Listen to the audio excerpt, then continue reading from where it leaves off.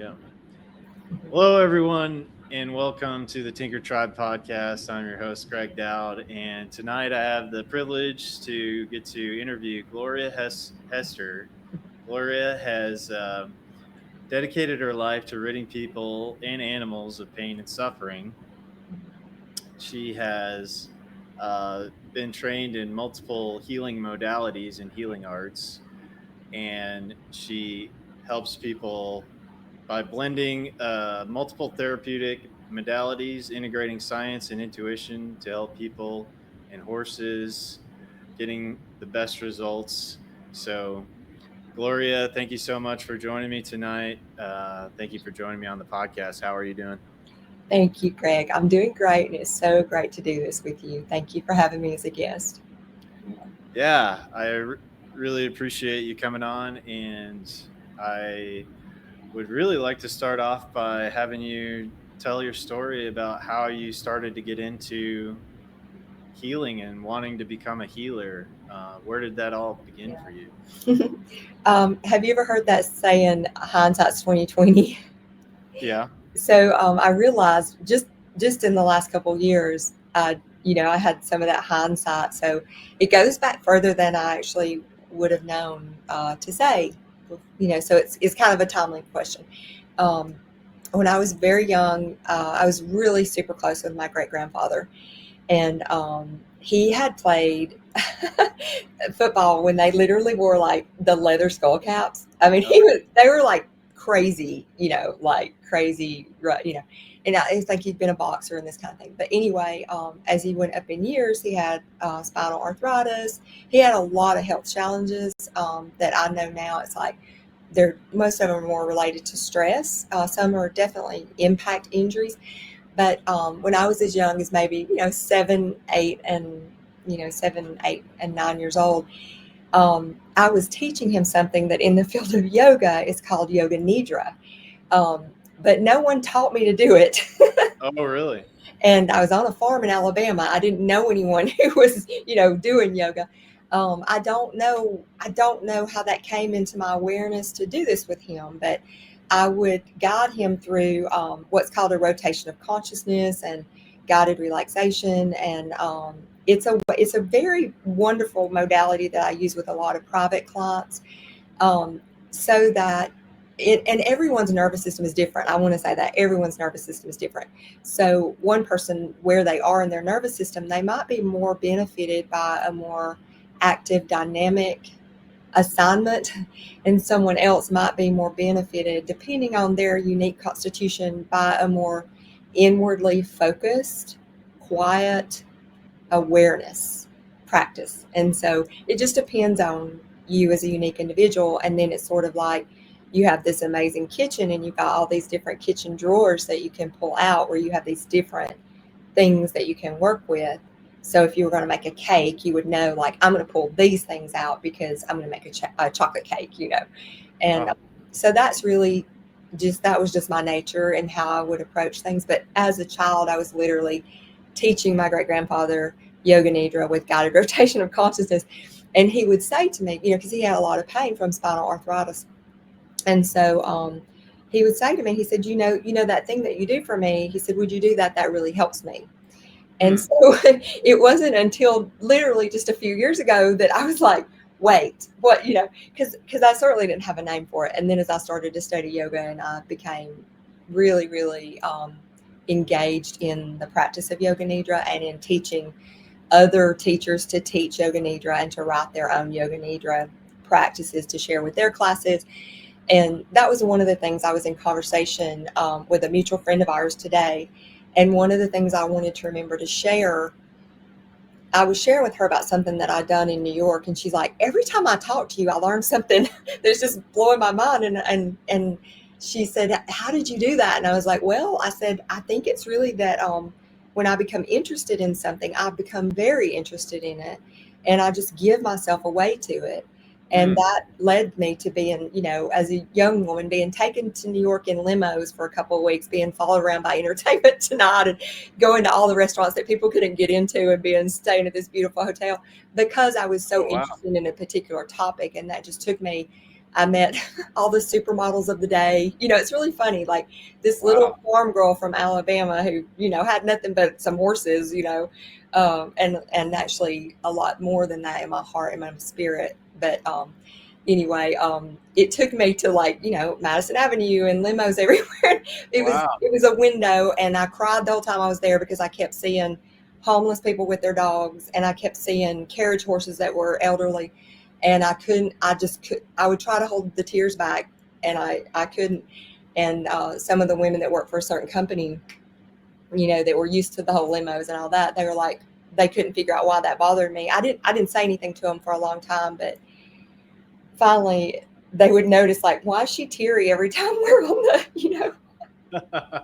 And I would get to this like shishi restaurant, and I would go straight to the ladies' restroom, and I would just sob, and then like try to like look normal and go back to the.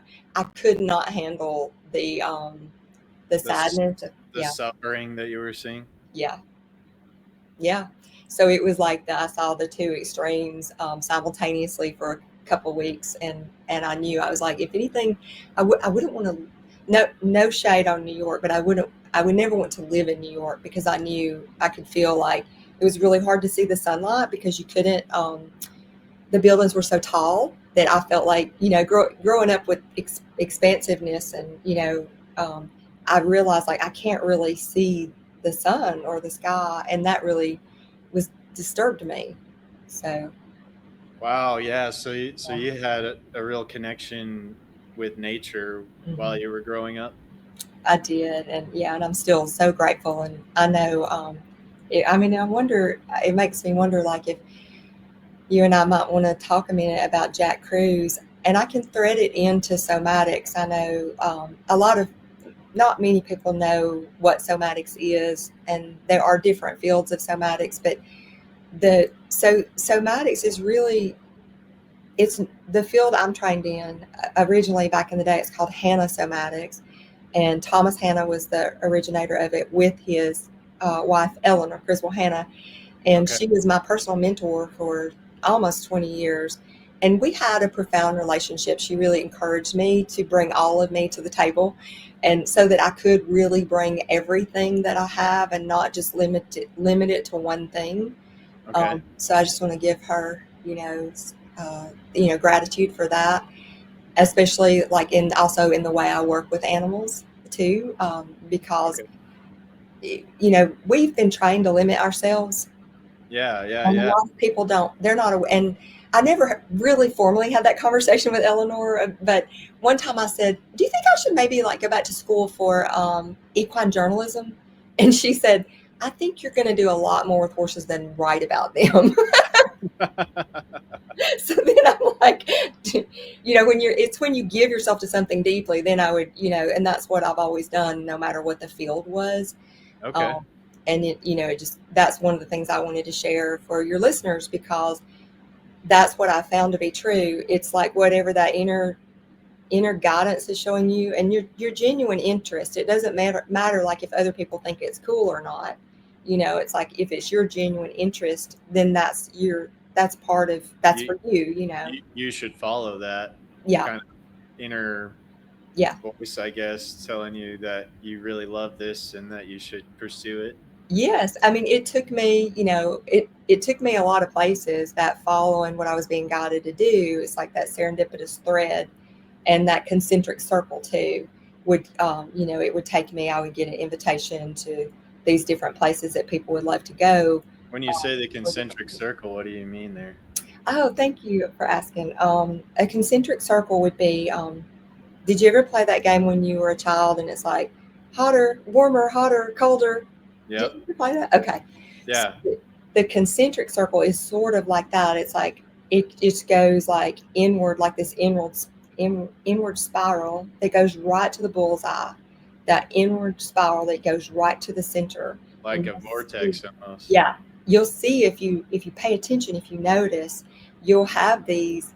It'll either be like someone will say something to you, or you'll see something, and it just stands out. It just stands out very clearly to you, or it's almost like someone says something, and it's like it sounds like a megaphone in your ear.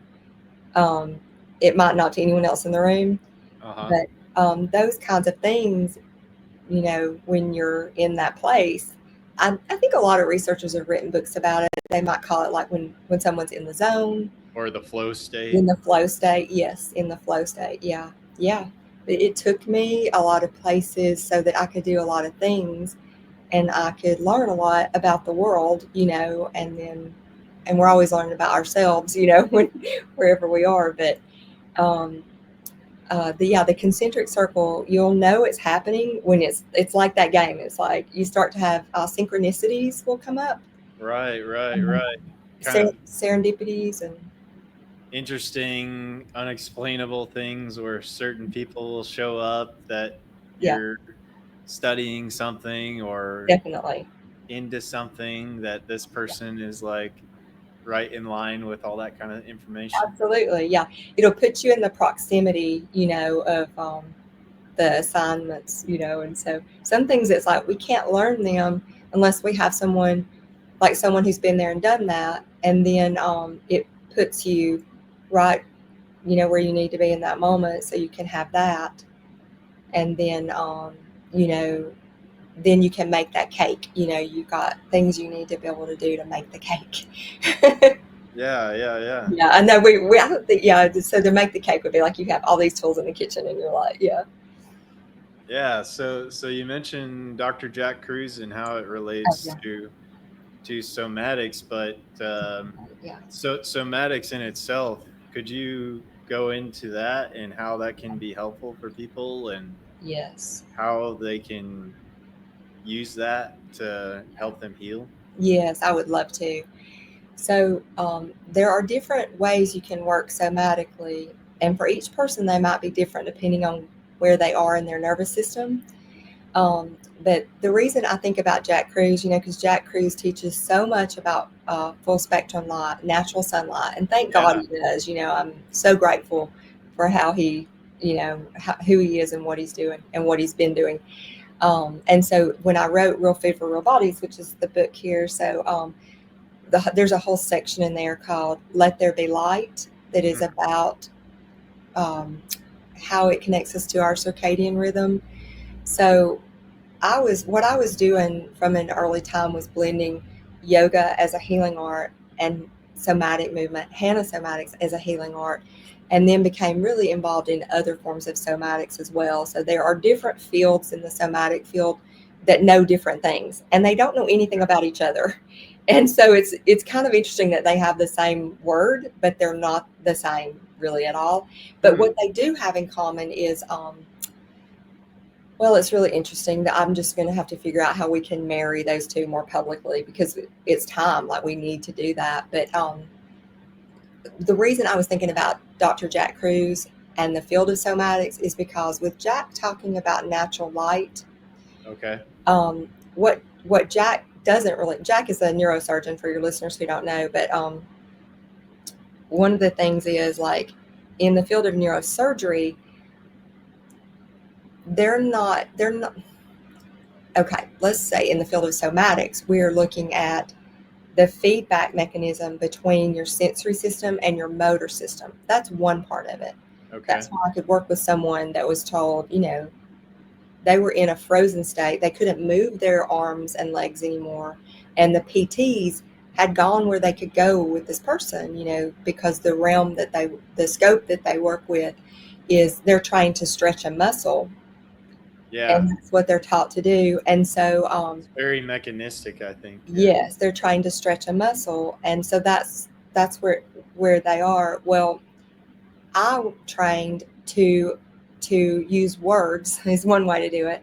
I'm trying to use words to help a person know how to consciously engage in such a way that it reconnects the way the brain and the body are communicating, Mm. and then they can move again. Okay. And so I had a woman that I'd worked with. I was called in to teach a workshop, and then I worked with her one on one. Later in the night, I did a private session with her. She didn't tell me that she had lost the vision in one of her eyes from a car accident 25 years prior. I didn't know that. But we talked about the tension in her shoulders that she felt, and we worked with her body, somatically, and to relieve that tension that she was carrying in her shoulders. And the next day she called, and I was with one of the people that had brought me to that town to do that workshop and that training. And she called and she said, I just wanted to tell y'all, she said, I was driving and I looked down and she said, I realized something was different. And she said, I can see out of my right eye again. And it Wow. had been 25 years, that she was blind in her right eye ever since this car accident. But what had happened was when we worked together, even though I didn't know that the muscles were contracted in her skull and were pressing on those nerves, I didn't know that. I didn't know she couldn't see out of her right eye. We were just working with all this excess tonicity in her body. And so as a result of that, those muscles, the brain allowed those muscles to release. When you say tonicity, what does that mean? Oh, thank you. Thank you. The tonicity is our muscle. Like, let's talk about our bicep, for example. Our bicep muscle. If our bicep muscle has extra tonicity in it, we'll walk around with our arms slightly bent, slightly in flexion. Okay. Like we might look like we've been in a cast. We might have our arms Like slightly bent. Yeah. maybe Yeah. up and kind of bent up Yes. Yep. because it's like under Yeah. tension or something. Yes. So, because it's your brain that would recruit your bicep muscle your brain would tell these muscle fibers to shorten.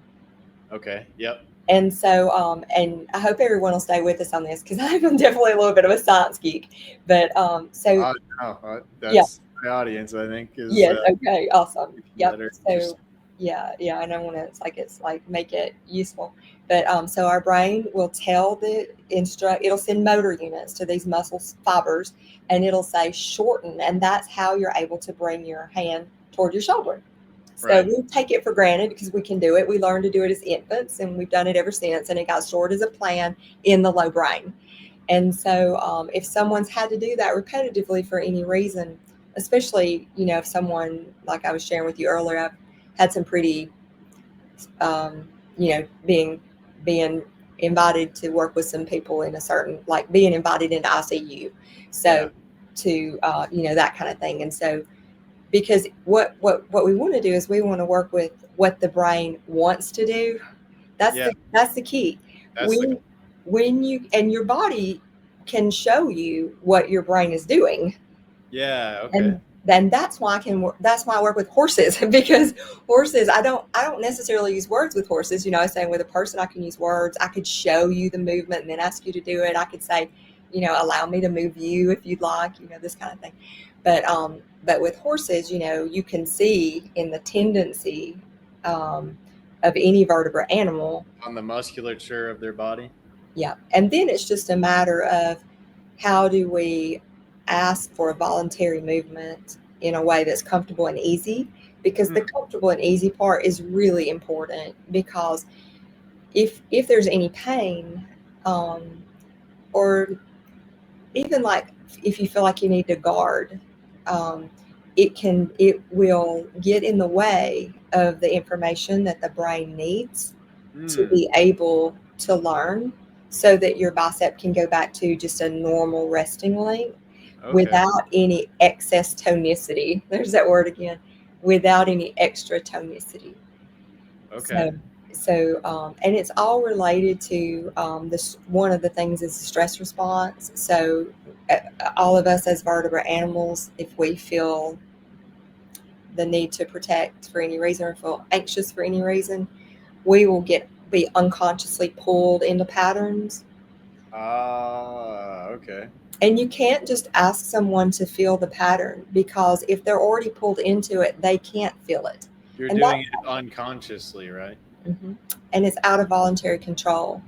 So it's very much show. It can be a tale as well. Like, it's wonderful. And that's one I know you and I are talking about wanting people to have autonomy over their lives. And that's one of the reasons I love the things that I love to teach and share, is because it is giving someone their own autonomy. Yeah. And it's working. You're not like trying to crack anyone open or anything like that. It's more about like how their brain and their body want to communicate in that moment. Okay. And that way it's very it's just it's such a refined way to work, because when you're working with what the brain is already doing, then you're not trying to override the brain, which is what the whole world is trying to do, except for so it's like how to do that in a way that's very finessed, because Yeah. those the muscle spindle fibers, if they've been very contracted for a long, long time, usually there'll be a lot of pain, and it can be in different areas of the body, but it's actually because you've got some like torsion going on, unconsciously. So it Right. can cause pain maybe in your upper back, but it's the culprit is not your upper back. The culprit could be some muscles in your neck, but it's not really even the muscles in your neck. It's really how your brain is organizing movement and how your brain is telling the muscles to hold. Oh, So okay. it's really a re-education process for the brain, so that the brain and the body can agree to work together in a way so that that anxiety that you felt when you were 12 years old that's still held in your diaphragmatic area can be released. Okay. Yeah. So your body kind of comes up, or your at a certain point, your muscles may have formed to adapt to Yeah, something that was happening to you, that's right. and they may get locked in there, and you may be unconsciously aware that this is happening. That's right. Yep, it habituates. Yeah, Oh wow, that's very interesting. yeah. I ran across this guy, Clive DeCarl, and he was telling us a story about working with one of his clients, and he had this uh, hypothermy machine, which is like a frequency machine Um, device. And he was doing this session with the guy, and he walked away for about an hour, said, we're going to put this on for about an hour, and I'll come back and check on you.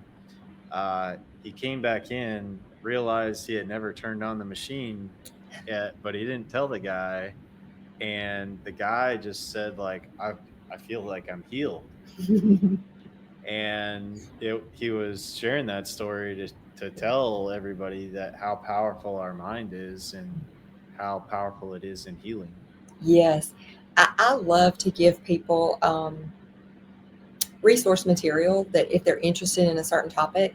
And what you just shared, Greg, there's a book called Mind Over Back Pain, Okay. and it's by an MD. His name is Dr. John Sarno. He's in New York, and most of the patients that would come to him, they had the kind of back pain where they couldn't do anything else other than lie there in excruciating pain, and it was Hmm. chronic. And so they would come to him in that kind of condition.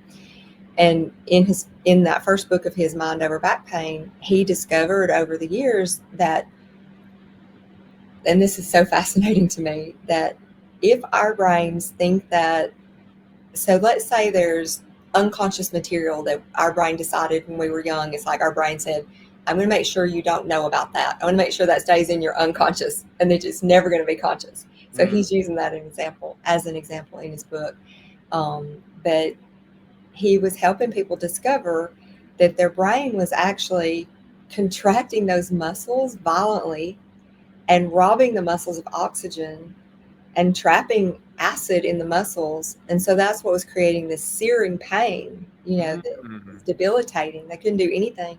But once they understood that it was their own brain creating that pain, he has a success rate of 85% for people. Oh wow. Yeah, he's definitely, pioneer, forerunner in seeing that there's more to it. So sometimes it would be like that, the person, they had to kind of have a conversation with their brain about, no, it's okay. I want to have a good life. I don't want to be in excruciating pain just to keep from remembering something from when I was, 3 or whatever, so, but his books I think are great resource material to share something that a lot of people aren't aware of. And oftentimes just the knowledge that our brains can do that, it gets them out of the pain. So it's, just that awareness, Right. yeah. just the awareness. Um, Right. I know you work a lot with animals. My grandfather, he lived to be 101, and we talked to him about what is some wisdom that you could share for some of the younger generations. And one of the stories he shared was that when he was young, he kind of was really sad, and he was the only child, and he went to the doctor, and his parents were trying to help him out, and the doctor actually prescribed him a dog. Uh, and that dog really helped him through his sadness while he was young, that's amazing. and Wow. so we have a really deep connection with animals, I think, and they can help us in a lot of ways. So Yeah, for sure. could you talk a little bit about like what people can learn from the animals and what you've, I guess, discovered by Yeah. working with animals and all that kind of stuff? And I Mhm. know you do what, workshops with people and animals I and do, horses. yeah. Yeah, I have a program that it was my first program I ever held called Yogic Wisdom for Horse and Human, and I still hold those. You can come in person, you can come. Sometimes I open it to Zoom because we have people from all over the world that want to come. So sometimes they'll come on Zoom. So it's kind of a hybrid, retreat. And so it's really beautiful when you said, what can we learn from animals? I feel like, animals are still so we are also a part of nature, but we've been told that we're not a part of nature, and animals did not get that memo. They're like I love animals because they're just so honest. Like they're just so honest, and I'm so grateful for that. And I love the the approach of being able to work with them that way because horses, especially for me, horses and dogs were such a big part of my life, and I just was so, so, so grateful that I could work with them in a way that I knew it was like I felt like I can give something to to your people, like the horse people. I can give something to your people, and that was just really like there's a form of medicine, like that's actually a form of medicine. You know, having that. I think that's how all of nature is meant to be, and how it's all meant to work. Mm-hmm. um, that connection like that. And I wish we all had doctors like that. He's like, you just need a dog. It's, yeah. Yeah. Um, Yeah. yeah. And that some of the things I've learned from them, I think it is just their honesty and also their awareness, like, say, for touch, because if you're using touch, it's to inform their brain. It's only to say, if I said, hey, Greg, look over here. Uh-huh. So it's kind of that, right? So Yeah. that their brain can assess what's happening, and if their brain wants to create a change, it can. Okay. So it's full of choice. It's full of choice, which is Okay. really, yeah, amazing. So and you would say, well, Gloria, how do you know you're doing anything other than, how do you know, like, what is that? Well, you can tell what the brain is doing because if you touch a muscle that, now let's say I'm going to use the example of my shoulder, just the point of my shoulder here, that's a bony landmark. You're going to feel like a bony landmark here, right? Yeah. So it won't necessarily be soft because there's a bone there. But if I go down to like the belly of my bicep here, Mm-hmm. is, unless I'm flexing it on purpose, right? Mm-hmm. But when a muscle is resting, it should be soft. Yeah. And there's a way to tell, like, a muscle that doesn't have too much tonicity when it's resting, it will have a nice bounce back to it. Hmm. And so when a horse, let's say if they've got a lot of chronic involuntary contractions, and you can see that where there's tension, usually the hair won't be shiny in that area, for one. Mm-hmm. You may see postural tendencies that, it's like, this is not ideal for this horse. It's not functional for this horse. Just like you might see a human who maybe their head is really jutted forward because they've spent a lot of time at a computer. Yeah. Yeah. Yeah. Yeah. So that's as a habituation. So over time, that's not functional for us because our heads weigh a lot. They're heavy. And so then when we're upright, but our head is that far forward, it's going to cause problems in other areas because we're having to compensate. Right. And so this is a way to help vertebrate animals, including us, come out of habituations. Mm. Yeah.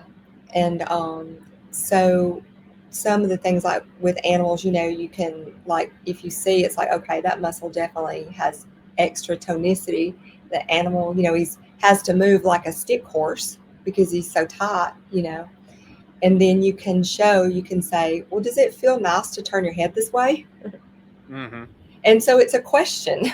So it also trains us in a very nice way. That's why I've worked with people who come to work with me, whether that's over Zoom or in person or in retreat or for a program. They are from so many fields. They are surgeons, they are bricklayers, they are equine chiropractors, they are yoga teachers, they are housewives. I mean, they're animal lovers. They're from so many fields. Yeah. They're Buddhist monks, whatever. Like, it doesn't, there's so much that each person and each animal can receive and retain from just learning a principle and working with a principle, because then that saying, how you do one thing's how you do everything. Uh-huh. Have you heard that saying? Yep. So if you're embodying something and then you're asking that being to have their own experience of it, that's such an open door Hmm. for communication. Yeah, yeah, yeah. I know horses especially, they pick up on a lot of stuff that we are probably holding internally They do, yeah. that we're not conscious of, and they can maybe feel your energy that you're giving off, I guess, and They maybe I guess it's your body language that they're reading. I would say it's all the above. Yeah. Yeah, and more. There's so much, that, like I said, we've been very conditioned um, to close our minds, to shut down for so many reasons. I mean, because the culture's like, well, if you don't think the way we do, then, well, we won't go into that. But we, Yeah. yeah. So, and a lot of, also my clients have also been astrophysicists. And I'm not sure why that is, but Oh, really? they might call me about their dog, or they might call me about themselves. And then as a side effect of it, this what I mean about an open door, about I'm inviting you to do this, and then you can let me know how's that feel, and then let's work this way. The reason, to me, what I've seen happen in blending modalities the way I do, husbands would say to me that actually they'd say to their wives, they would say, I like you so much more when you work with Gloria. Oh, yeah. And what they're finding is that they have better relationship. They're better. They're not so like like dogmatic about things, or and we really desperately need that right now, like as a culture. I've heard you mention in one of your interviews that the importance of having a balance with the right and left hemispheres of the brain. Could you talk a little bit about that? Yes, yes. I want to make sure I didn't leave anything with what you just said either. And I definitely want us to go back to what I was going to say about Dr. Cruz. Okay, right and left hemisphere, yes. So it's often attributed that the right side of our brain is responsible for creativity and intuition, Mm-hmm. and the left side of our brain is very analytical and wants the data and needs the numbers. Yeah, yeah, yeah. It does it. So the left side of the brain is like, well, if I can't see it, it's not real. And Right. yeah, and the right side of the brain is, The poetry and creative. love Yeah. and energy. Yeah, energy, intuition and all these things. And so some people are very developed in their right brain, Mm-hmm. and then others are very developed in their left brain. And Mm-hmm. I would say, as a culture, we need that, what's called the corpus callosum, which is the part that connects the two hemispheres, Yeah, yeah, yeah. because we are meant to have both. I mean, we have a culture that has been for a long time now filtering out those who are more right brained, systematically filtering out those Mm. who are more right brain, and creating more, you know, Mechanistic, mechanistic. logical Yes, part of data. the Yeah, brain. so much so that we're data now, you know, and we're not data. We're more than data. You know, we're so much more than data. Well, I can see that in myself because I have a background in engineering, and very much that focuses you on that left side of the brain of the logic and uh, the mathematics and the rational part. And I did feel for a time that I lost a lot by focusing on that for quite a bit. I lost a lot of the creative part of myself and like wanting to be creative and explore those things and kind of getting out of balance in a way. And I feel like kind of when you go down that path too, it somewhat separates you from other people in a way because you become so focused on this problem solving task kind of thing Yeah. that you kind of that they have the Dilbert comics for a reason. There's a guy getting put in a Right. little cube because he doesn't know how to talk to anybody. Yeah, yeah. And it's like when you said that about animals, it's like horses, they don't care about the data. Yeah, I don't have to go to them and say, if we have biofeedback equipment and we put it on you, you can see the tonicity of the muscle come down after the movement. They don't care. They're just like, do they feel like they have to guard to protect themselves because you might move them in a way that's going to be painful? right. Because they can read that, they know. And our body's job, our receptor sites, their job is to keep the muscles from tearing. Yeah, yeah. And so we are truly like wonderfully made. We have and most everything that's being brought forth as forward technology is inspired off of what we are innately, the way we operate innately. When I said that about data, it's like, well, I don't want to be used for data.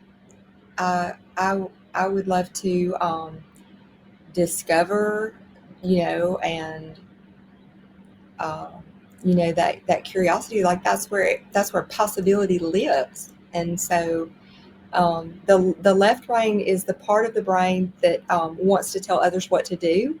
Mm, So and thinks it knows better than others. mm, So people who want to tell others what to do are very mm, left brained.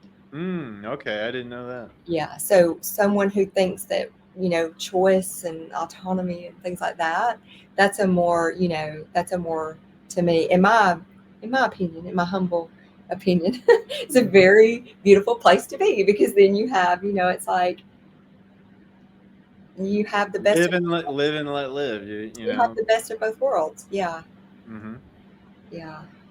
I followed the work of Mark Passio, and he mentions this concept that you just described there of when you're out of this balance between the left and right brain, it can lead to you manifesting in problems in your life and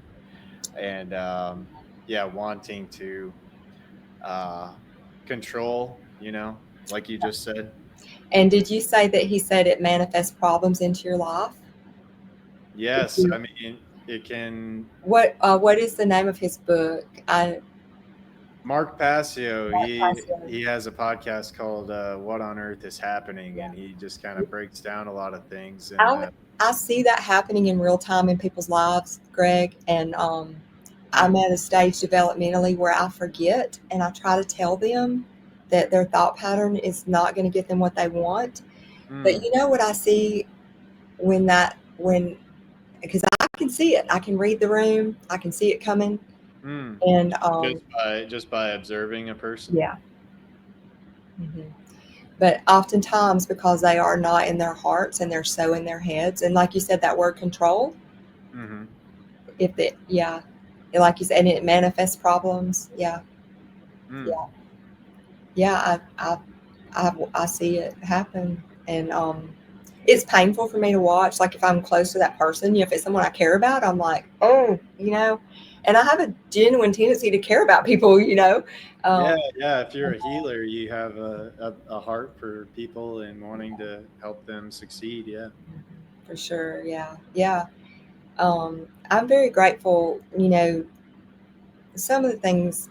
that we're touching on that the right brain people may be more aware of, because they may just be more aware of, like, when someone comes in a room, they notice how they feel, things like that. And so those things are very real. We all affect each other all the time.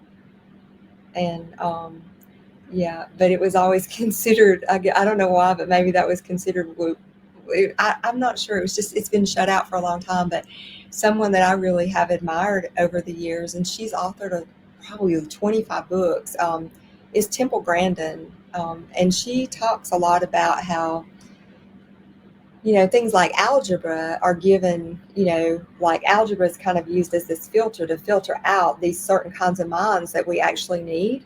But algebra will filter them out. They That's really are. that's interesting. I've never heard of that. Yeah. So yeah, but I think Temple Grandin. Temple Grandin, yeah. She was, she's, Temple was diagnosed very early on in her life as severely autistic.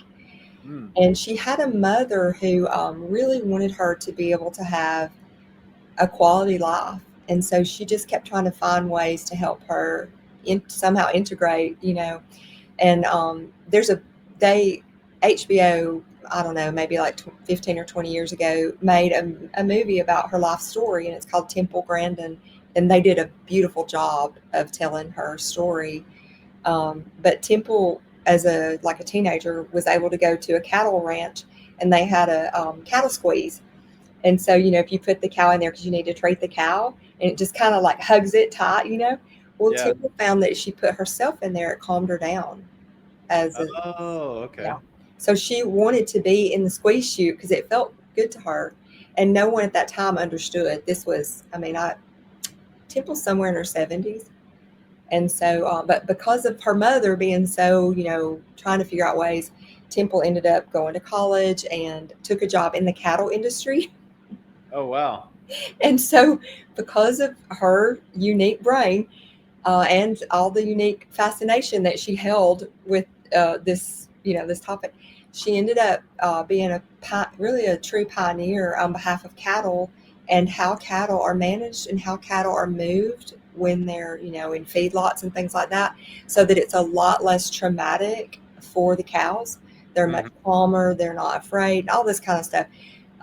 She's amazing, and so she's just, really brilliant, and has brought a lot to. I believe she teaches at a university in Colorado still. But she's just incredible, and I've had the pleasure to meet her twice and speak with her twice about her world and her life. And she has a book, one of her books that's standing out in my mind right now is called Animals in Translation. Okay. So that might be something people might enjoy. And yeah, I think that, one of the other things about animals, because we as humans, we are sharing ideas right now through words, through our vocal cords. Right. We have a concept we see in pictures. Temple talks about that, or with her being autistic, that's a big part of her world, seeing in pictures. A lot of people don't know this, but animals also see in pictures.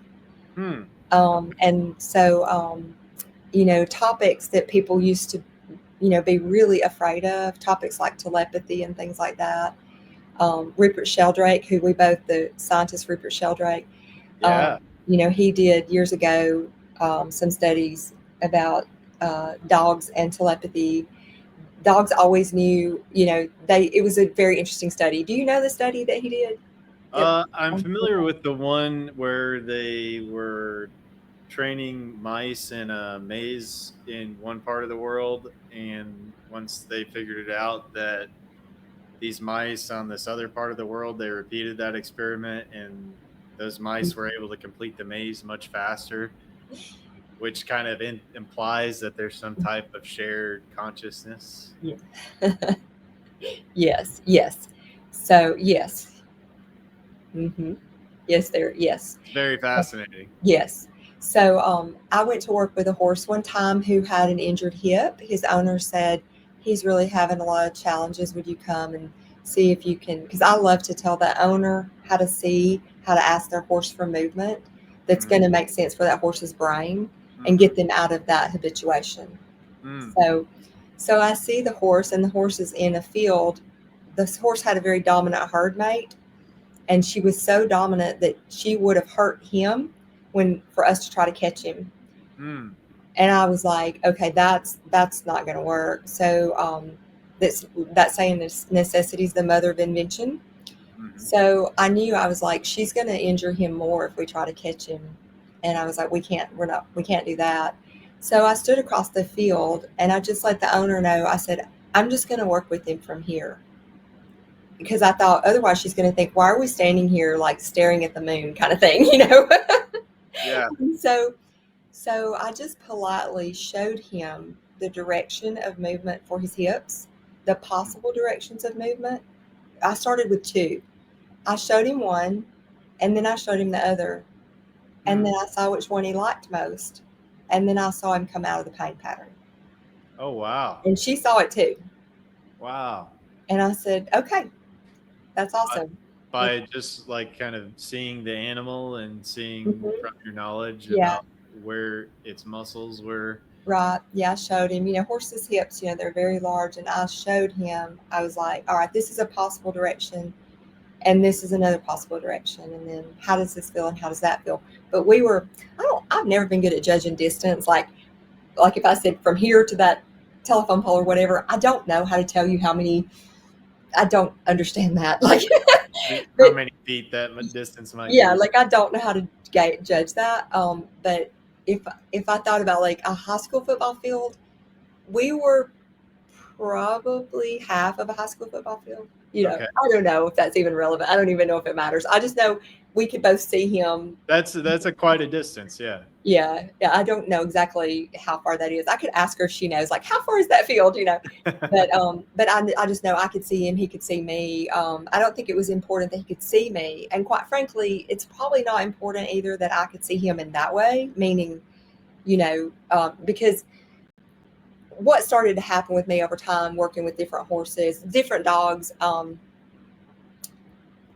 what started to happen at first, like back when I would use Skype, I would be out west and an animal would be in Georgia or whatever. And they would say, my dog's older, she's having a lot of trouble walking. And I would say, well, let's meet on Skype. And so oftentimes the camera wouldn't work. Yeah. And then, I never knew why, because I'm not a techie person. I was like, I don't know, it's just not working. But so then I would just ask the owner to invite a movement and so forth and so on. So I found that like I didn't really have to see the animal. And then it would become more sometimes other situations where I think it really has to do with subtlety, because like having a background in yoga, one of the things about yoga, if you're going to say, okay, let's do a physical practice, meaning, we're going to move your body and we're going to make shapes that look weird, like just Okay. bring it to, To, to just get bring it. to Yeah. get in a certain pose. Yeah. Yeah. Yeah. And so, it's more about like, this is your quadricep, the muscle in the front of your thigh. This is your quadricep. And you can feel it working when you stand this way because you're using it when you stand this way. And Yeah. so the quadricep itself is it's more dense, physically dense than, like the moment of conception, we are light tied to matter. Yeah. The quadricep is the matter. Yeah. Yep. The light is the subtle. Do you know? I mean, I see what you're saying. Yeah. yeah, I mean, light is kind of the information, right? It's like yeah. a It's information stream. Yeah. So the moment of conception, the light is tied to matter. And so animals are that. We are that. We just have to remember. And so this part around, me knowing the neuroscience behind Somatics, but having had all of these years in the field of therapeutic yoga, Yeah. and where you're learning to sense. We humans actually have, it's, they used to say, we'd say 5 senses and then we'd say the 6th sense, but it's documented humans have 30 something senses that we know of right now. Mm. And I bet there are more. Yeah. But you know what they would do in the past? Burn you at the stake, put you in a mental hospital, take your family out. Like, do you know what I mean? It's like just whatever it takes to keep R- the. Right. If it went against the teachings of the church at the time in the Mhm. past, you would be Right, labeled, yeah. right. And this is not about sorcery. Quite the opposite. No, there's a lot It's of quite science the that people are talking, that opposite. Mhm. have been learning about. There's a lot more going on in our reality that Yeah. we are aware of. It's technically, it's the evolution of consciousness. And may we all, I mean, be like Jesus. You know what I mean? Like, as far as, no offense to my Jewish friends or my atheist friends or my Buddhist friends, no offense, but pick someone who's got it together. And you know what I mean? Like, Right. Right. because humans are notorious for not having the two hemispheres connected. Yeah, yeah, yeah. Yeah. I know in my personal life that being um in kind of a darker place myself, that it took to get out of that, to make a choice towards having some kind of a higher goal, kind of having a purpose to aim for and to shoot for. And I think that is part of why there are so many kind of broken people around. I could feel that and have experienced that in my life, that if you're trapped in yourself all the time, it's kind of this like negative loop that happens. Yeah. And it really takes getting outside of yourself and connecting with others Mhm. to see how you can be of service to others that can break you out of that, I think. Absolutely. Yeah, I agree 1,000%. And I'm thinking of, like the field of Ayurveda, 5,000 years old. And oftentimes, if someone had heart problems or they, depression, and they would be like, go work in the soup kitchen. That was their medicine. And, Oh, really? to serve others. Yeah. Yeah. Yeah. So, our spirit, you can always tell when something lights someone up. And, that's that. To me, a friend of mine, English isn't his first language, but we know each other from the somatic field. And he said, when you talk about horses, I see God. Wow. So it was very touching. It's really beautiful. Yeah. Yeah. Yeah, we, I guess, veered off the course for talking about some of Jack Cruise's information, but Yeah. about light. Uh, But yeah. that I found is very important to me, is getting out in the sunlight and experiencing the natural light. We're in these boxes, we live in these boxes, we go to work in a box, and we arrive at work and it's another box, and we're bathed in this artificial light. And Yeah. some of the stuff that Jack Cruz has talked about is getting out in the natural sunlight, and how it has a lot of healing effects. And Yeah. it's only a recent thing that we're all in this artificial light all the time. Yeah. So we need the real light more and more and more to counterbalance that, for sure. One of the things I was going to say, to connect, one of the things that stood out to me so profoundly as I was hearing Jack, I spent an entire summer doing nothing other than listening to Jack, Really? sitting in the sun listening to Jack. Wow. And it was right before it was. So I did a section in Real Food for Real Bodies called Let There Be Light. And I know I mentioned that earlier, but I go back to it because we need something fundamentally to help guide us into what makes sense for just the bare minimum. And then, depending on what you want to do with your own life, you can take that information and really, really utilize it. It's like someone who goes to a gym once, or they go to a gym every day for 50 years, and it's up to you which one you want to do. But one of the things that stood out with me, about, like us being at screens right now, we're in what's called blue light, as you know. And so, the blue light itself, it stimulates our nervous system in a way that will cause these muscle spindle fibers. It causes an excitatory response. in our muscle spindle fibers. So, and it's also, it's not great for anyone's eyes and this kind of thing. And so, different things we can do to counterbalance that.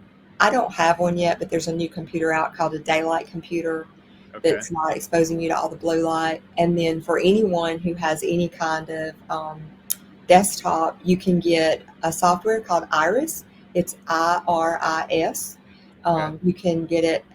It's super, super, super affordable. I mean, like I think the man that made it is like saint level. He's young and he wanted it to be accessible. He wanted people to have it because he knows how important it is.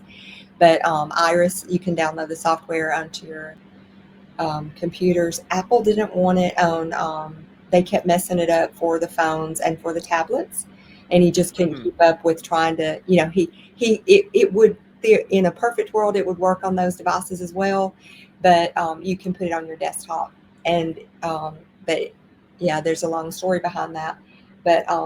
But yeah, the reason the light is so important too is because it is affecting our quality of life. It is affecting us somatically, like Jack was talking about how much it affects your blood sugar being in blue light, and Yeah. Yeah. how, yeah, even just for how people, if they'll just like get some first morning light in their eyes and get as much light on their skin as they can, it changes the way their body responds throughout the day. Like I've heard several people who wear blood sugar, they measure their blood sugar because they're diabetic, and it actually is so beneficial for them when they do that. It makes a huge difference for them.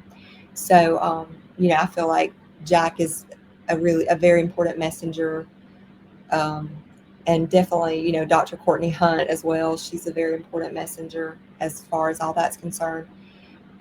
Just the quick and dirty for people, like if you wanted to start to implement, is being barefoot on the ground. As I know, I want to say this for your listeners, being barefoot on the ground, so so so important. Having as much of your skin exposed to the full spectrum light as you can. When you're inside, if you can, crack a window or a door because light knows where to go. So even if it's not, flooding the room, at least it's giving you some of all of the color spectrum. The first morning light, you have all of that red light in it for free, and it penetrates your body, I believe, up to like 11 inches into your body. So you can think of it as like free healing. There's all this, and some of these red light devices are wonderful, and they're so close to being a big help for people who don't live in a healthy latitude. Um, but anyway, doing things like that, and then also the other thing is that when we have enough minerals in our body, and that's one of the reasons real food for real body is a thing, because it is not a one size fits all for everyone. It's just not. We all have a heritage, and if we come from a heritage where our ancestors lived off of fish and oats, Yeah. guess what we're gonna do? Do really well with, and We're gonna eat yeah, fishes and oats. yeah. Yeah. Of course, their oats weren't genetically modified and they weren't being sprayed with chemicals. So I have a lot of like the quick and dirty on put this in your awareness, and if Hmm. you're going to do this, then do this. If you're going to do that, then do that. It's what should be common sense, but I've just spent a lot of time with a lot of amazing teachers who have a lot to bring, and I just needed to share, and that was one way I knew to share. So, but the other thing is like making sure that you're getting good quality minerals in your body, because we're meant to have enough like salts. There's a reason we have to give livestock mineral salt. You Right. cannot get away with not giving an animal mineral salt. Yeah. So we're animals.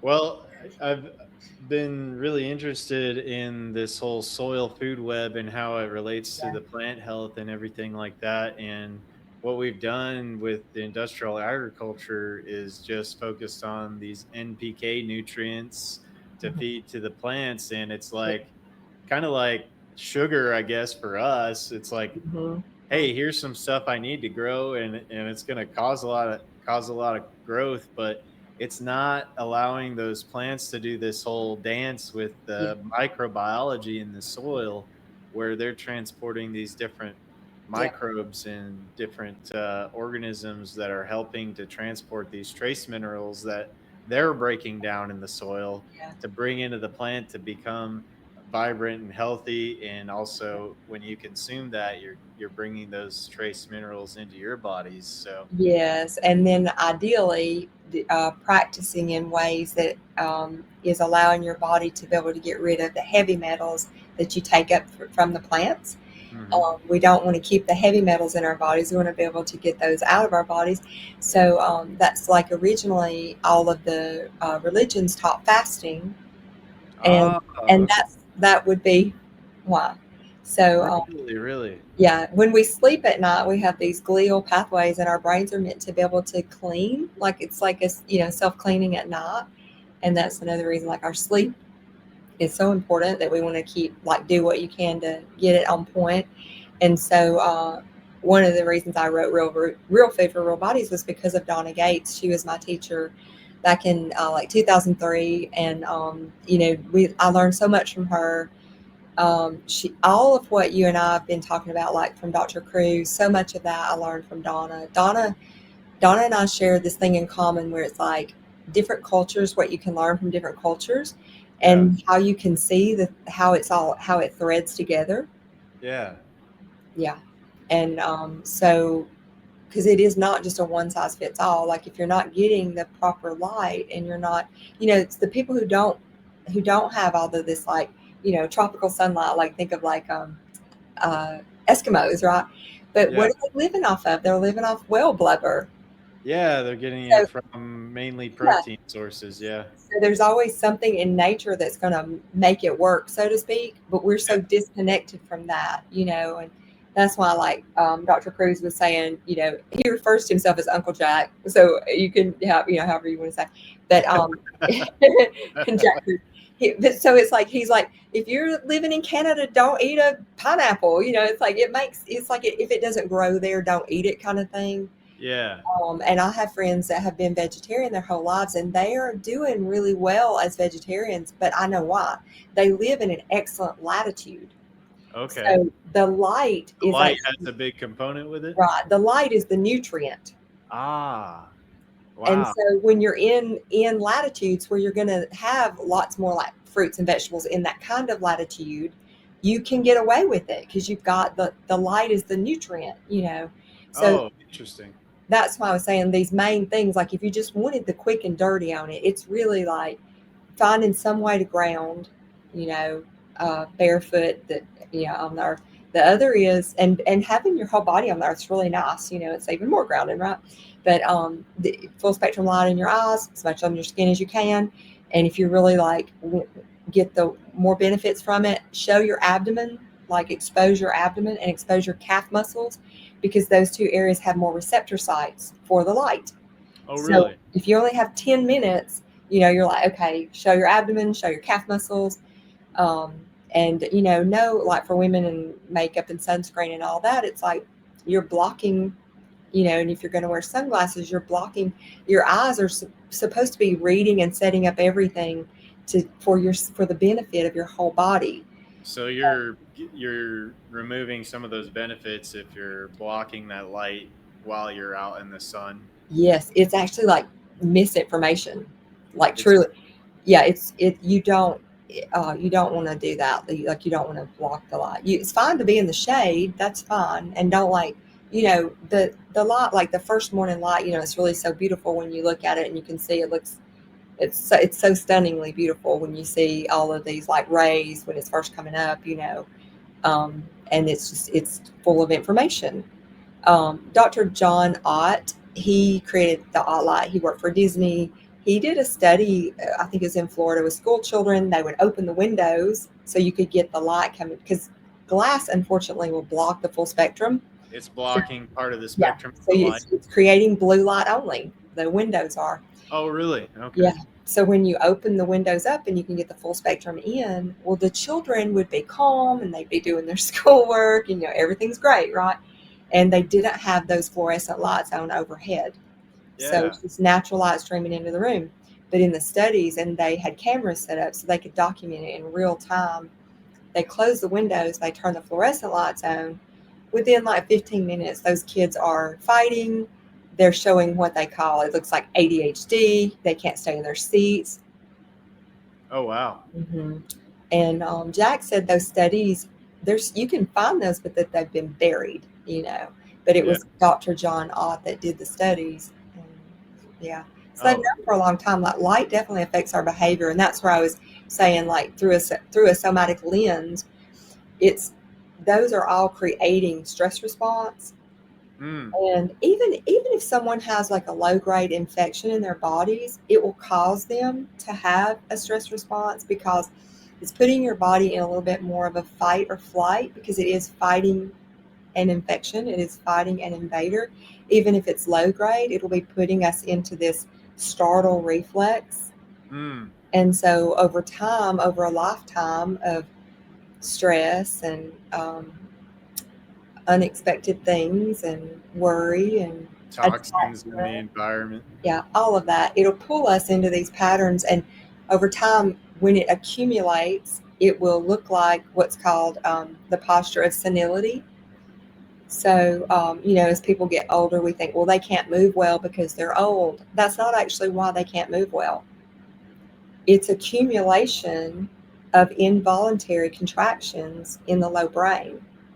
Oh, that's interesting. Yeah. And all you have to do is teach the brain, and then they're upright again. And their mobility is not limited anymore, Wow. because your brain's capable of learning.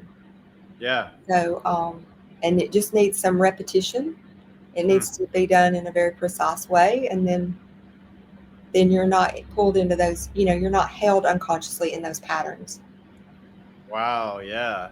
Yeah. It very much seems, like um, we have this like people that work a lot when they're younger, and then when they get older, they're into this medical system Yeah. that's siphoning off the rest of their life, and you know, looking for alternatives. You mentioned before there's a decentralized medicine that Dr. Yeah. Jack talks about versus the centralized medicine, Yeah. and yeah, I know there's a whole world of decentralized medicine out there, but there's a lot to kind of keep you away from that. So it Yeah. takes you to be curious and to look deeper into some of this information to Yeah. find. And it also is actually, it's an act of courage. It's an act of courage to think for yourself. And it's an act of courage to ask questions, even when you can look in their face and tell that they do not want you to ask those questions. Absolutely. It is an act of courage. I 100% agree. Yeah. And that leads to autonomy, where when you can ask those questions and you don't have to be told by an authority figure Right. that what to think, that Yeah. you can discern this for yourself by looking into things further, doing some reading, spending that time to dive deeper. Which, Yeah. yeah, would you like to tell everybody a little bit of the process of how you wrote your book and how Oh, that yeah. all that came about? Yes, yes. Well, so in 2012, I got this idea because people kept saying, well, I say I got the idea, but I guess like it was by request, because they kept saying, like, if I made some certain soup or something, or I don't know, made some like raw food snack or whatever, people are like, you should write a recipe book. This is amazing. Like, they just kept saying that to me over and over and over. And my mentor had always said to me, she's like, notice what people say to you, and if it aligns with, if that inner guidance and that outer guidance is aligning, that's a sign. Mm. So I was like, oh, I think that's a sign. So they kept saying it. So I started on my little MacBook, I started a folder, a document folder, and had all these like disorganized recipes in there. And then I just would always add to it. And at that time, I was training a lot of yoga teachers and people in all different fields of healing arts, would come to my retreats. So I would always say, well, let's make this smoothie, or let's make this whatever. And, um, and so it just became a thing, and the collection kept growing. And then I met a graphic designer in 2020, and I hired her. She's in California, and I would send her my disorganized recipes. And she would somehow magically find a way to make it, all work. And then I would like send love notes to put in the book. And one of my students, we've known each other probably almost 20 years, and she saw like an early version of it, and she's like, this is not just a recipe book. She's like, I don't know what this is, but this is like, she's like, it's bringing me into so much awareness, for how I live my life and how I relate to food, and just this a devotional quality, and just things like that. It was really great to have her feedback on it, and hear the space that it put her in, because she's like, it puts you in a space, and so I was really glad that was able to come through, because I have a lot of sections in there also, kind of like the left brain stuff, the logistical things about, well, why do you want this apple cider vinegar over this apple cider vinegar?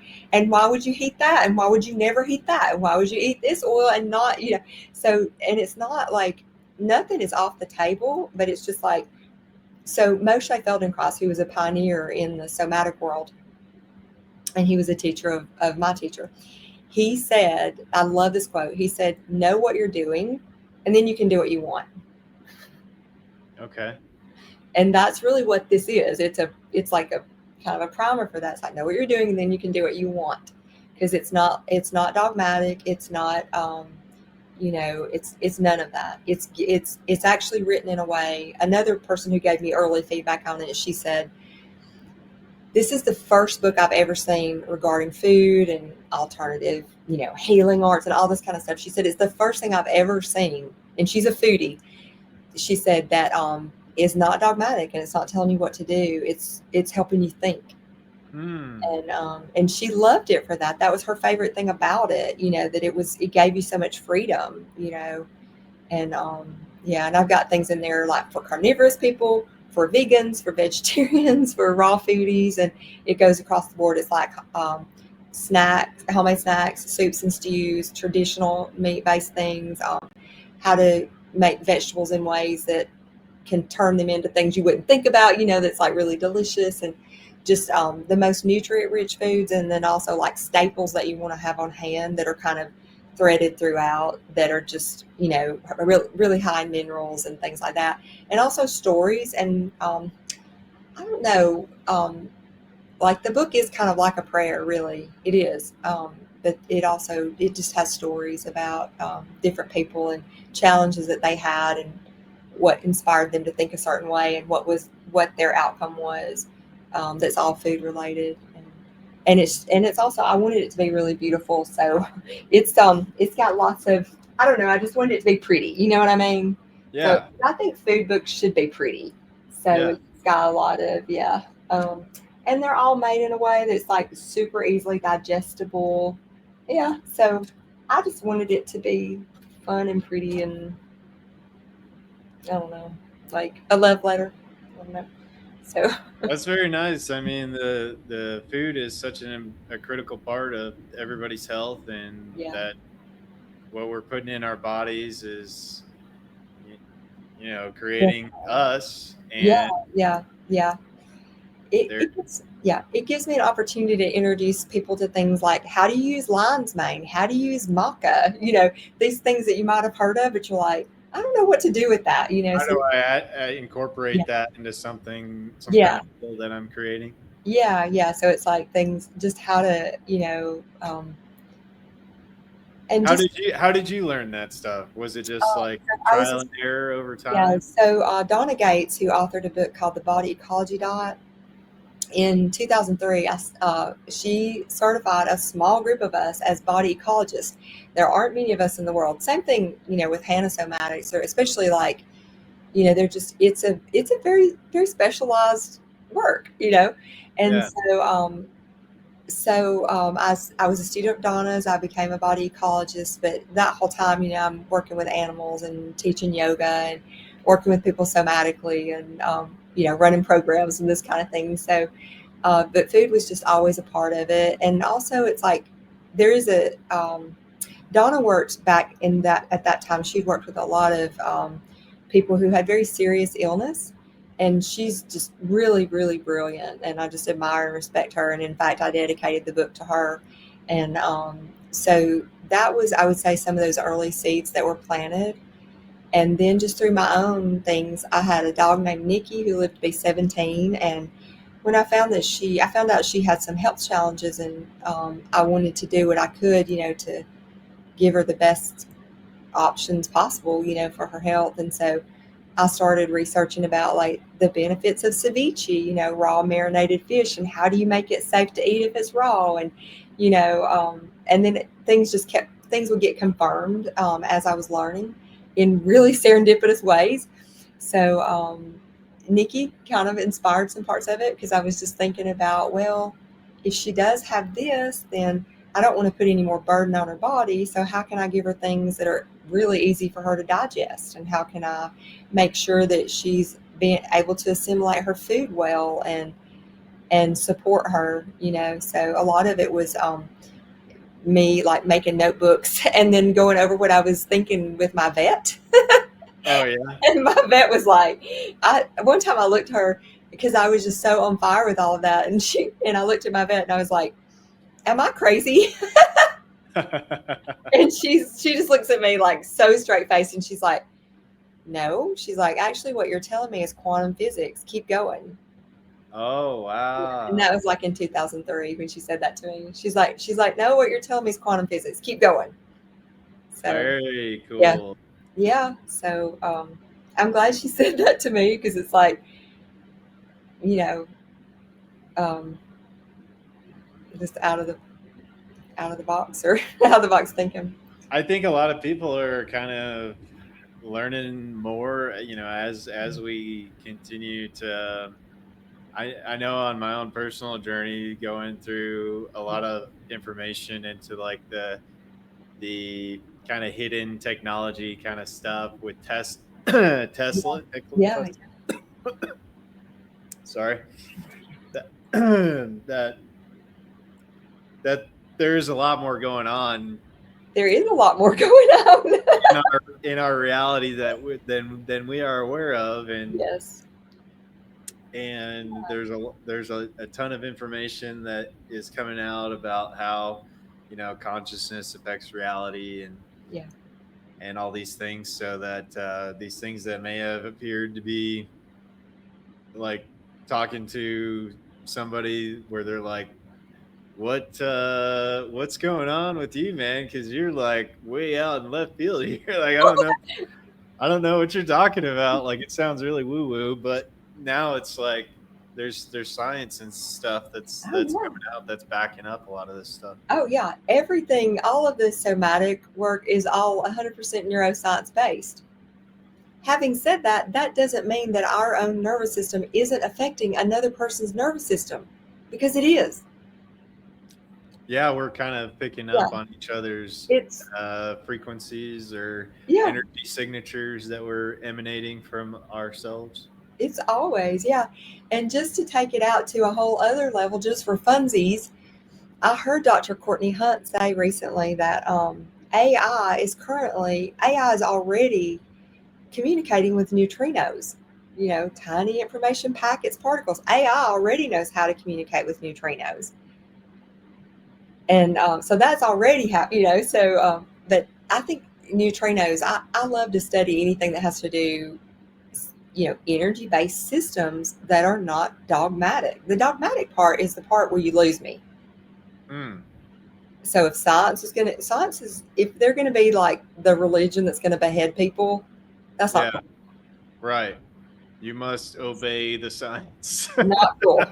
That's not cool, right? I mean, how Right, many times we've lived that with a different label? Like, right.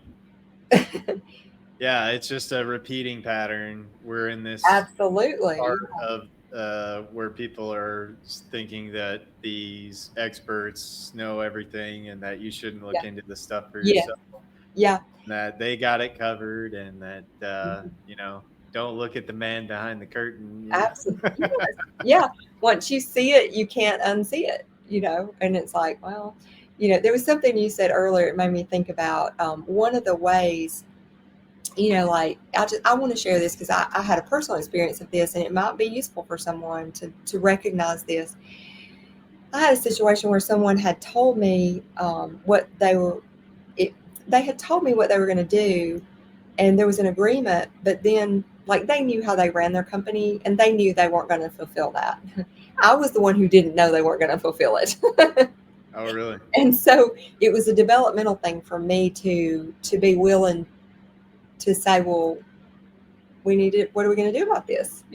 Like that was I didn't want to do that because I don't really enjoy confrontation. I don't think anyone does, but I needed to address that, because Right. yeah.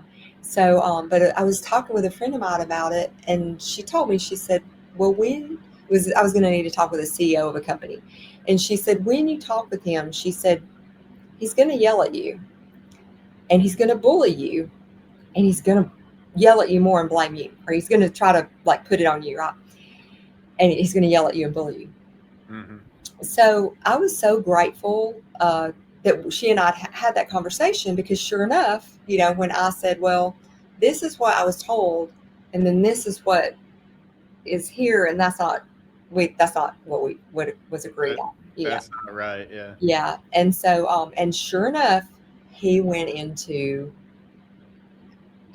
a rant, like a bully would do, like, loud and, yelling, and, made his voice get deeper and get bigger, And I was just sitting there thinking, I'm so glad that she told me he would do that, because I could, it's like, that's the man behind the curtain. Kind of prepared you a little bit, I guess, for It that to absolutely come out. did. It just made me recognize, it's like, okay.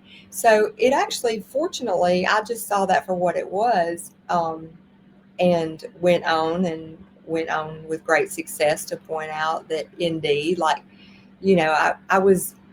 I did what I needed to do, because, and that's what my friend, she said, they know how they run their company. She said, you didn't know how they ran their company. She's like, they know, they do this all the time. This is what they do.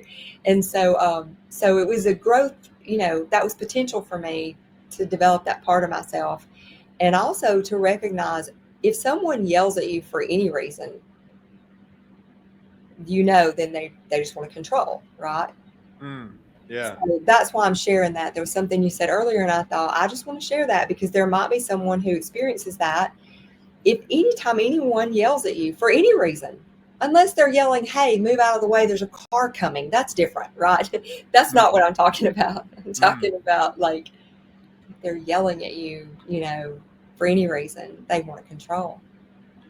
Yeah. And it might, I don't know what your perspective is on it, but I've had the conversation with another guy in the past, is that when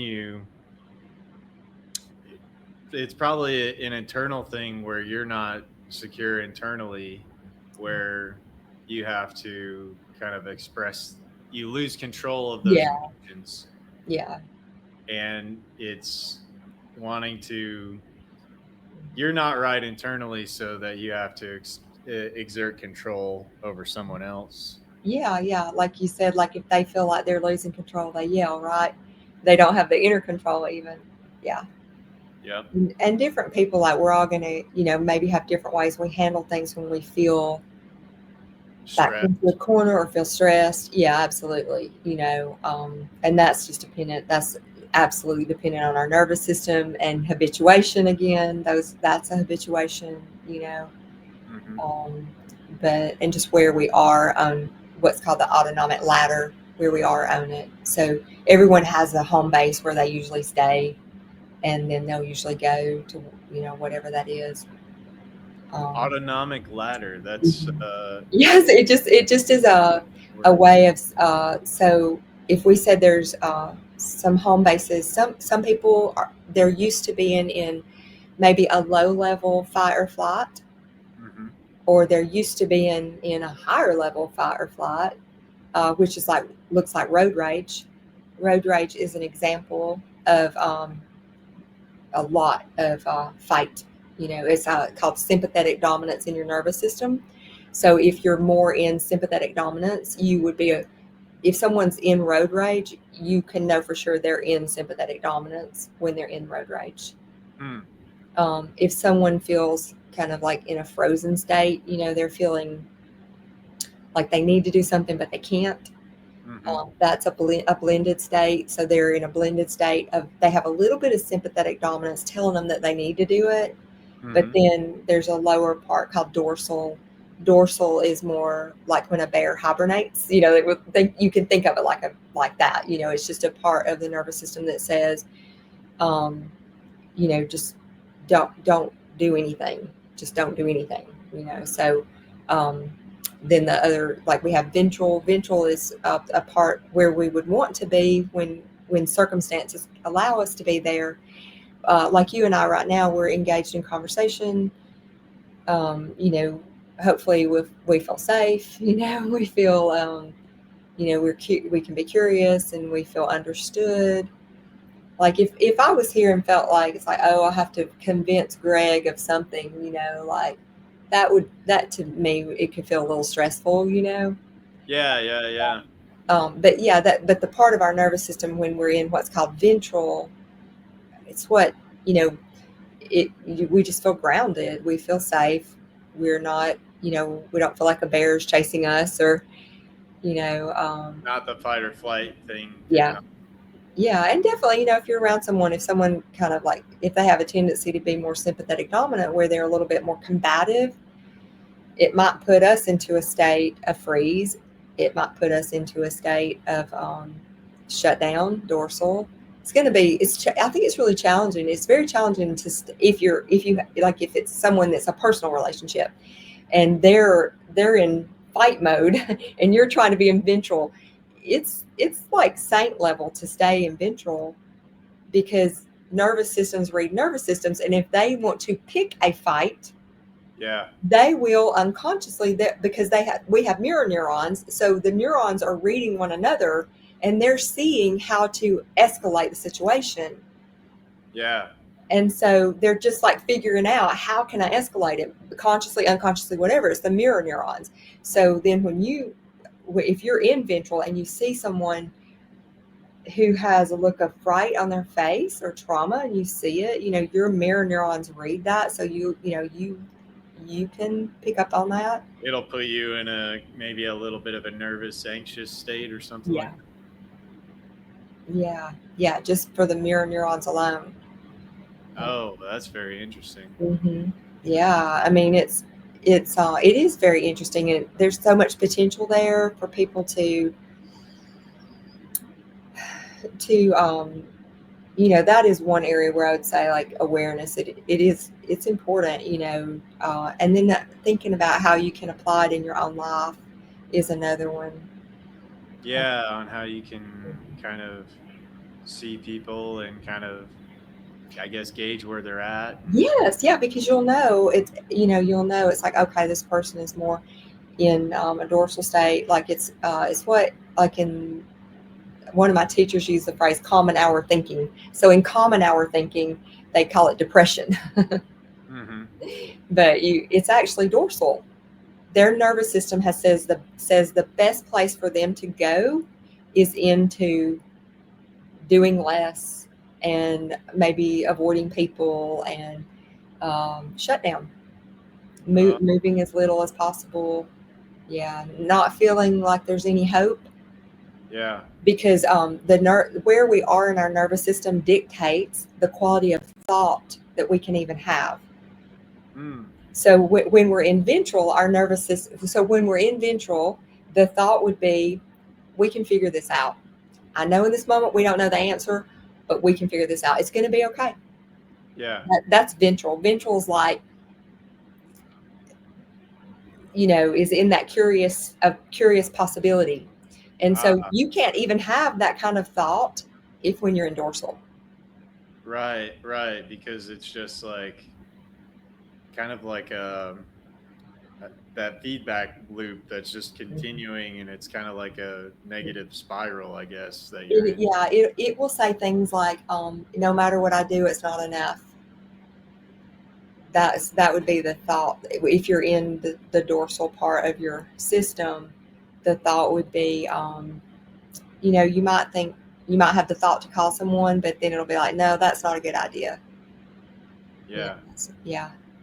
And, Um, and it's funny that we get into this state and we want to close ourselves off when the opposites that should happen really. exactly.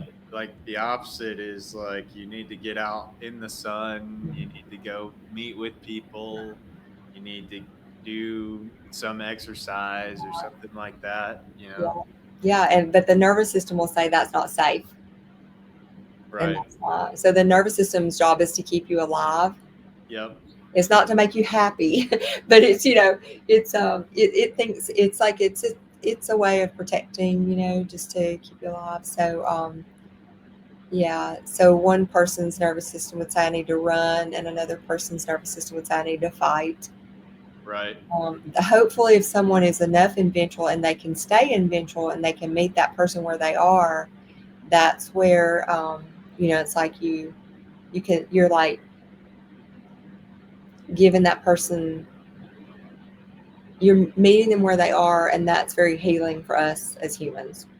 Hmm. That's, yeah. So Like, you cannot go in, if somebody's in dorsal, you cannot go in and be a cheerleader. hmm. And what I mean is like, because your energy's like too high, right? So you're all like, oh, it's a beautiful day, and you're opening the curtains, and that person's like, I'm gonna die. You know what I mean? They can't. Yeah, yeah, yeah, yeah, Yeah, yeah. you have to like meet them where they are, but you stay connected to ventral. So you kind of need to match their energy Yeah. level a little bit. Yeah, as long as you can stay connected to ventral. If you can't stay connected to ventral, you need to like not do that. So an example that was this that's probably pretty easy. A good example would be like, say people have children and the children are fighting, and the children are loud, and the parents like, they're like at their wits end, Yeah, and yeah. so instead of the parents staying in ventral and figuring out how to like get the Calm kids, the situation down. they go into sympathetic dominance with the kids. Hmm. So then they're angry, Yeah. and then nobody's in ventral in the room, so you don't have a parent in the room because because they're not in a place where they, Everybody's fighting. Yeah. yeah, so they're not, that's not ideal. So you have to like get yourself in ventral as much as you can, again, because nervous systems read nervous systems. So when Wow. babies cry, it lets you know it's like their parents or their caregiver, someone who is in ventral and knows like the things you can do somatically. People naturally would take a crying baby, they would pat the baby on their back, which is dorsal. They would hum to the baby, Yeah. yeah, to help the baby regulate, and Calm that's, yeah. So humans, if they're regulated and they're able to stay regulated, they hopefully, someone who wants to be regulated, they can help them learn how to be regulated. And yeah, because I found that in my own life again that I've started to work on exercising daily, and through that practice, it really helps me deal with a lot of things as stressors and things in life, yeah, and going through that and putting yourself through something like difficult in that moment of exercising it makes a lot of things a lot easier to handle yeah, outside of that. yeah. Greg, we have something when we walk. We walk upright. So, but when we walk, we have what's called cross lateral movement. Hmm. Cross lateral movement is so calming to our nervous system. Hmm. And so when we walk, even for just a 20-minute walk, because we're moving cross laterally, it lowers our cortisol like 25%. Like if they took your blood before you walked and just walking maybe 20 minutes, it's like 25% lower. And another thing that will do that is tapping. So, Okay.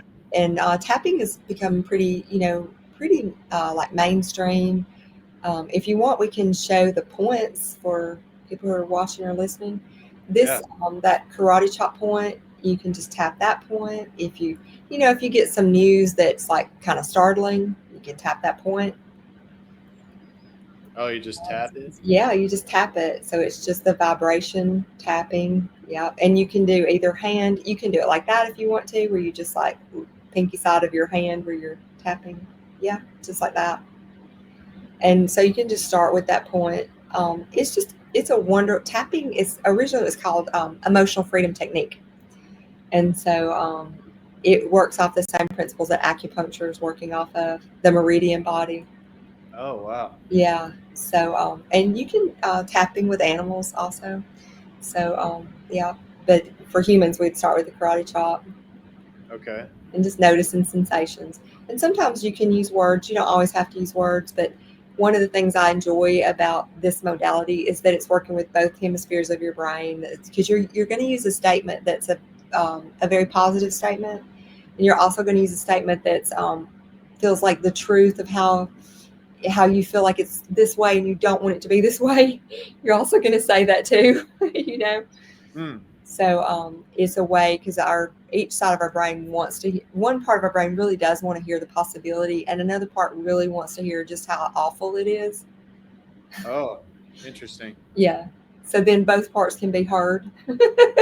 Oh, okay. It's really helpful. Yeah. Yeah. I've never heard of that technique before. Yeah, yeah. It's just and then so the points it's like tapping the crown of your head. So I'll give you an example of a phrase you could say. Let's see, one that might be kind of universal for people. This might be a good one. Even though I haven't done everything I've wanted to do, I deeply love and appreciate myself. Okay. Yeah, that's an example, right? Where you could, it's kind of freeing up. It's freeing up some energy for abilities to let go of the judgment. Because when we judge ourselves, it's not a good. It's never helpful. Hmm. So just working with some of those things, and then you could go from the crown of your head to inner corner of your eyebrow, and just tapping that inner corner of the brow. You can say that again. You could be like, "Yeah, I've wanted to do all these things. I haven't done them, and I'm still a really good person. I love and appreciate myself." I think that one about another one that's super common for humans is that most every human, no matter how accomplished they are, they don't think they're enough. Like deep Really? down, a Really? core belief is that Yeah. they're not enough, like Wow. just on a basic level. Yeah. So that's one. I want to think of things like when people are listening to these conversations, it's like, some people don't even know that that's a belief they have, that they don't think they're enough. Yeah. But I think just the school system alone is going to teach you that you're not enough, right? Yeah. Just the way it's set up, right? So you're Yeah. just going to be there from the time you're young. But Yeah. Yeah. yeah, We're kind of instilled with this programming. very much so. Yeah, absolutely. So, so you go from from inner corner, and then the next tapping point is outer corner of the eye. So just tapping on the outer corner, and that belief, you could say, even though my whole life I've thought I wasn't enough, maybe I am. You create that statement of possibility, right? Yeah. I know that our language and our what we speak out loud, I think I've heard it called neurolinguistic Mhm. programming, but Yeah, yeah, it really affects how it's huge. we do things. So It's when we speak these things out loud, it is like kind of reinstilling some kind of programming in our minds. absolutely, it's huge. Yeah, yeah. And if I share something with you through a somatic lens, if there's something we think we need that we think we can't get, Hmm. there's something we think we need and we can't attain it, it will pull us into a startle reflex, and it just creates more anxiety. Hmm. And the reason I say anxiety is because when we're pulled into that startle reflex, our body feeds back to our brain to feel anxious. Okay. So then the brain is getting the information from the body saying that there's some reason we need to be anxious. So then the brain says, okay, if I need to be anxious, then I need to recruit these muscles to try to protect myself. Ah. So that's where it's that sensory system and motor system. Motor system meaning, moving, right? movement. And sensory is the feedback. And so our brain is what's sending out the motor units energy to flex your bicep, or Because to walk. Yeah. Um, for a protection response to yeah. preserve Yeah. the body, basically. Right. And so also what will happen is because of that, like a lot of pain, a lot of mystery pains in our body, like low back is, one of the main culprits. People who have low back pain can teach them very simple movement patterns that they'll come out of that pain, because it's just teaching the person to come out of that involuntary reflexive pattern. And then the pain's not there anymore because they're not being pulled into this, being pulled out of alignment, being pulled into some habituation that's just not functional movement. Because each our bodies are designed to move functionally, but if we're being pulled out of the functional ability, it will create pain. Things are going to be like our joints are going to be, you know, how do I want to say that? They're just not, the biomechanics of it isn't going to work properly. But it's not a structural problem, it's a functional problem. Okay. So Yeah. if you've got pain in your body and then it's like, well, we're going to do knee surgery on you. Yeah. Is it a structural problem or is it a functional problem? So, and did the habituation cause it to go to the place where, it's a structural, like, for example, nerves can regenerate. They used to say that nerves couldn't regenerate, but that's not always the case. Sometimes nerves can regenerate. They often just will need time to be able to regenerate, to heal completely. Because if you're habitually going back into that dysfunctional pattern of movement, it's continuing to cause problems for the nerves, like pressing on the nerves and injuring the nerves. But if you're learning to stop going into that dysfunctional movement, then the nerves will heal. They can heal unless they've been completely severed and have always been severed, short of like miraculous reconstruction. Yeah. But I just want to lay that out for you as a scenario. Each person is unique, but when you're moving towards something that doesn't hurt, that's a really good sign. Yeah. And oftentimes when people have pain, they put the pattern back. They don't mean to. They don't know they're doing it. Yeah. So, They're doing it unconsciously. so that's an example. I was thinking about how, like, showing you the tapping technique was not really considered part of the field of somatics, although it actually works really well. Let's say, if you can tap away you tap and you release some of the belief in your meridian body that you're not enough, that's going to help take you out of a startle reflex. Although the tapping field wouldn't use that term, startle Okay. reflex. Yeah. So that's why, working across the species, Yeah. I just had to be crafty, like to give, like to be like, how do you, help someone come out of a startle reflex? And there's a lot of ways to do that. Yeah. It's really like now a lot of people are specialists in things, Mhm. and it very much seems like you have Yeah, these disciplines have allowed you to see the bigger picture of things and kind of definitely, combine it all together definitely. into a synthesis. Yes, yeah, because there's always more at play. I should say always more at play, but there can be more at play. Like if someone has chronic neck pain and they just deal with it all the time, and that can come from being pulled into the startle reflex very easily. It can come from that, and so let's say sometimes something has to be brought into awareness that person, maybe there's something that they actually do. Let's see, like if they were brought up to believe that they had to be a certain way, it's not necessarily true that they have to be that way, but they believe it is.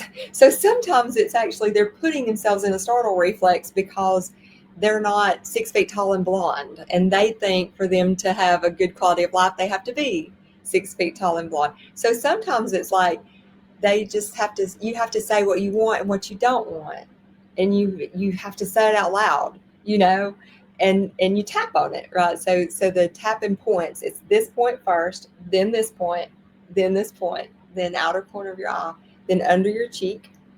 You're like, I don't have to be 6 feet tall and blonde or While whatever the thing is, right? Yeah. while you're saying some. Yeah, while you're saying the statement. Yeah. Okay. So if that was a belief for someone that they thought, well, I can't have a good life, or, I can't do this thing, because most of the beliefs we have, they're not true. They're Right. just not true. Right. But we've thought them so often, we think they're true, Right. and they feel true to us. They feel that's the illusion part. That's why you need like really good smart friends around you who really do want good for you, because you can create a community, and you can say, I notice I have this belief, and they're like, that is absolutely not true. Not candy coating it, but just being honest. It's nice to have that. So yeah. So Absolutely. yeah. The other points, like another one that might be common for people would be, okay, so you know who Tony Robbins is, right? Yeah. So Tony Robbins, he didn't finish. He didn't go to college, and so he's probably one of the wealthiest men on the planet. He's probably in the top 1% at least, for sure. Yeah. And so I would think. And so, the belief that I didn't go to college, I can't be anything, right? Yeah. So that would be one. Somebody could say, even though I didn't go to college, and I love. There's a word that's not. We shouldn't say it on the show because children. You don't want children to hear the word because it's not a good word. But you can use like an exclamation point. It starts with an F. So you can just say, I'm an effing rock star. Yeah. Do you know what I mean? So Right. you can go from, because Tony Robbins is a rock star. He is. I've heard this in interview with the director Robert Rodriguez. He talked about how he didn't perceive himself as an athlete, and then he started to Oh, tell himself that he is an athlete, and then yeah. started to really go harder in his Yeah. workouts and things like that. And it really pushed him to get into exercise and get more fit and things like that. So yeah, it's very powerful. I love it. It can totally change your mindset on things. Yes, yeah, and that's one way to do it, because the belief isn't living the neck up, even though we're tapping on the face, but the belief is living in our body. And so, working with these points, these are the same points that acupressure is based off of, acupuncture is based off of. So, because when you've thought it so long, it's living in your energetic being. We're It's energetic beings. Yeah. Yeah, yeah, like whatever Robert Becker, I think, wrote the Body Electric. Yes. Yeah. Yeah. Yeah. So that would be, so the other points, let's see, what's one that you think might be a common belief for men? I don't know. Is there one you can think of that might be a common belief that would kind of hold you back, or I think I'm not worthy of success, I guess. is that's a, yeah, I think that's a kind of a universal. So we would go from underneath the eye and then tap under the nose. So that it's like, I'm not worthy of success. Yeah. I'm not worthy of success. That's the belief. So that's the part of your brain that wants to hear that because it thinks it's true. And then you can work with the statement. You can say, other people are worthy of success. Hmm. And then you could be like, well, if other people are worthy of success, then by definition, so am I. Hmm. And we're all worthy of success. Yeah. And then the last tapping point is just under the arm. So you just kind of like at the side of your body there, like kind of chest level, the side of your torso. And Mm-hmm. then you can say, let's see, some people, they may have something they want to share, but they're afraid to say it. I Mm-hmm. think that's a common one. Yeah. Like, so we might do a statement for that for listeners to help kind of get them in the flow state. Could be something like, I have lots to say and the world needs to hear it. Yeah. Yeah. Yeah, that's a good one. Yeah. Yeah. So those are the points. Yeah. Does that make sense? Yeah, yeah, yeah. Yeah, so they're the different based on like the meridians of the body energy points, I guess. Yeah, it's based off of the same meridian body that acupuncture is based off of. So Wow. you're, yeah, tapping the point, so stimulating. And it's just, I think it's such a useful. I've used it with canines. I've used it with horses. Yeah. I'll say the statements for, yeah, they do really really well with it. So when I meet different animals, there just seems to be something there. I think Rupert Sheldrake would have a lot to say about. I would think he would have a lot to say about this, but there seems to be something in the field that informs, like, that. So In the yeah, consciousness field or yeah. information field of our interconnectedness. So Yeah, yeah, and yeah. So if it's an animal that has gone through, some traumatic event and that kind of thing, that can, yeah, it can be really nice for them to have that. And um, yeah. So I was trying to think. I know you and I, when we talked about Jack Cruz, I just going back to, there are so many things in our environment that Jack is addressing that are just so important, and that can really help people to have such a better quality of life. And I do think that's why I've gone into so many different areas with my whole heart, as much as I possibly could in the ways I knew how, was yeah, because it is, to me, like, I really, really, really want people to have a quality of life like yeah. that, and animals too, of course. But just that I really, like, my heart is in that. Yeah.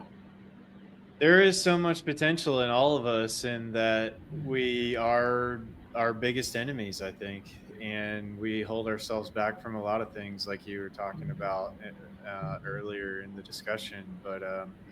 But Gloria, you're such a wealth of knowledge on so many things. I really appreciate you coming on. Fascinating conversation. Love to have you back on as a guest. And where can people find you? Get your book. Where's the best place they can get your Oh, book? thank Uh, you. yeah, let everybody know about Okay. all those things. Yeah, well, fortunately, I have a beautiful website, and you can find that at gloriahester.com. And you can find my book there, or you can get it on Amazon.